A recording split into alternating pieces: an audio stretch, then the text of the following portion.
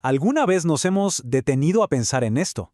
En cómo, desde la manera en que saludamos hasta las profesiones que admiramos, nuestras vidas están guiadas por una especie de reglas invisibles. Nos movemos dentro de categorías que casi nunca cuestionamos. Pero la gran pregunta es, ¿quién dibujó esos mapas? Hoy vamos a meternos de lleno a explorar esas fuerzas sociales, esos planos ocultos que le dan forma a casi todas nuestras interacciones. Y aquí está la pregunta del millón, ¿no? ¿Por qué nuestra mente, y por extensión nuestras sociedades, tienen esta necesidad de meterlo todo en cajas, incluyendo, claro, a las personas? Entender esto es en el fondo entender cómo funcionamos como colectivo.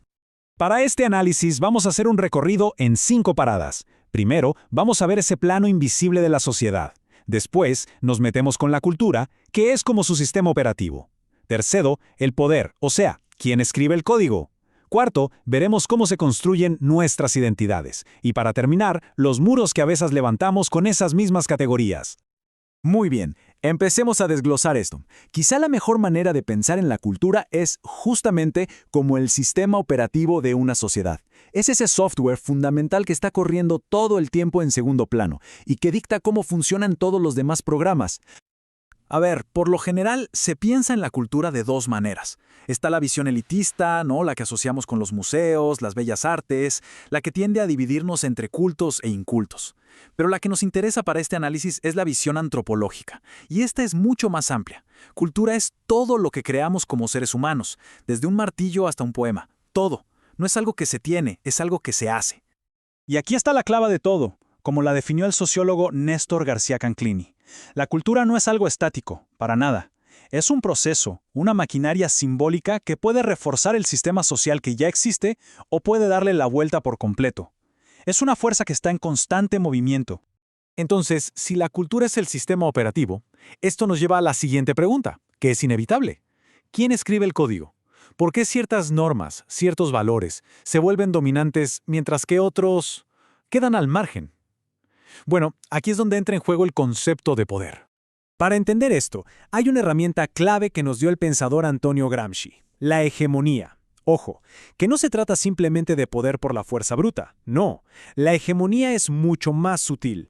Se trata de lograr que la visión del mundo de un grupo dominante sea aceptada por todos los demás como sentido común, como si fuera la forma natural de ver las cosas. Y este proceso se puede ver en 3 pasos.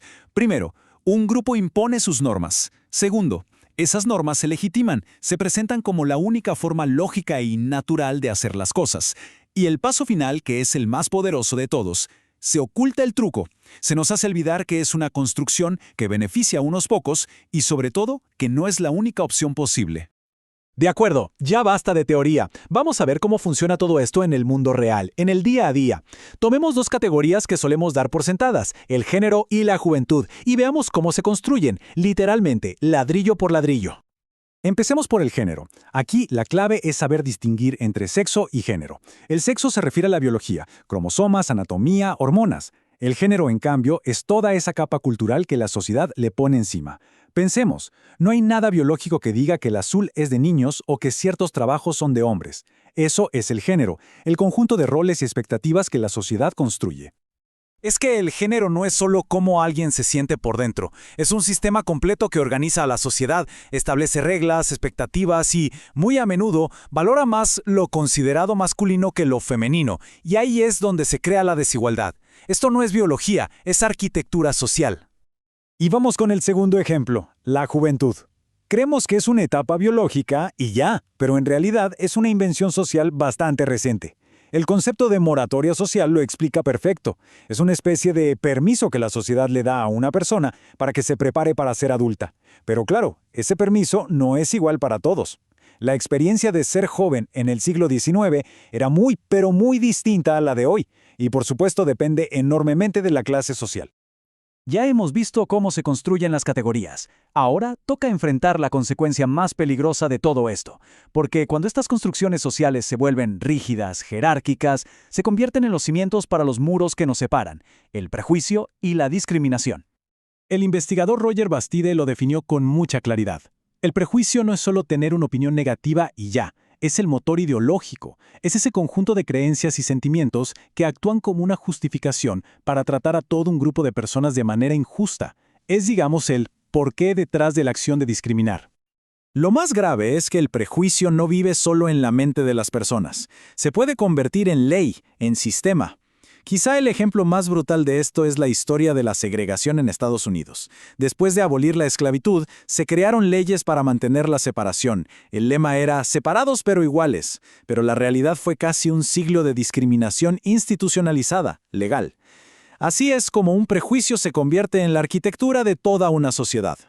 Y es que el prejuicio es astuto. Según el sociólogo Roberto Ringelet, tiene al menos 4 disfraces. La teorización, cuando se usan argumentos que suenan científicos para justificarlo. La minimización, el clásico no fue para tanto después de un acto de violencia. La naturalización, afirmar que es que son así por naturaleza, como si no se pudiera cambiar. Y la más peligrosa, la simulación, negar de plano hechos históricos o peor, inventar mitos. Reconocer estas tácticas es el primer paso para poder desactivarlas. Después de todo este recorrido, llegamos a la idea central.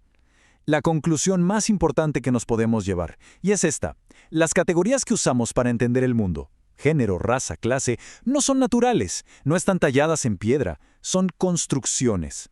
Son humanas.